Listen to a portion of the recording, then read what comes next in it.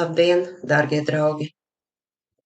Pirms daudziem gadiem vēl manā jaunībā manā grāmatu plauktā stāvēja grāmata ar baltiem vākiem Domas spēks.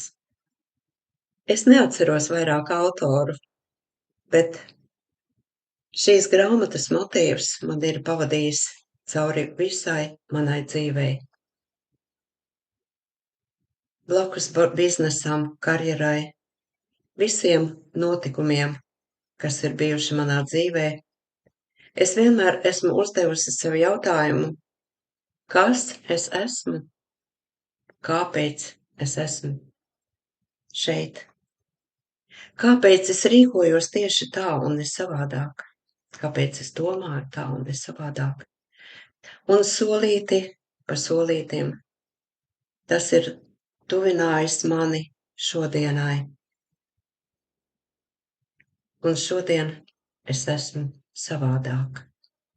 Varbūt ne labāka, ne sliktāka, savādāka. Pēdējā laikā es nodarbojos tieši ar informāciju, kas ir saņemta no čenelinga materiāliem.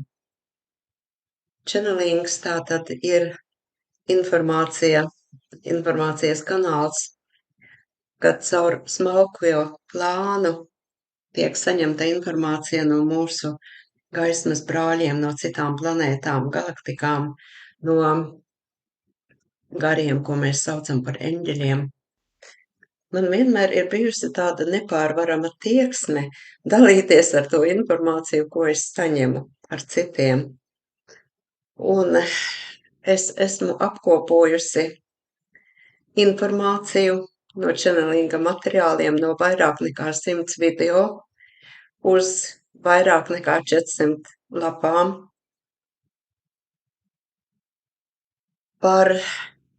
praktiski par visu.